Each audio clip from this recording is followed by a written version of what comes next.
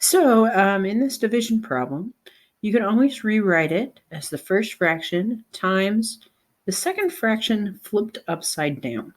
So as an example of this one, we would have 3 plus x over 3 minus x. And we would multiply that times our 9x cubed over x squared minus 9. So the first thing I want to do on this is I'm actually going to go ahead and factor this bottom piece here. It's just going to give me an x and an x.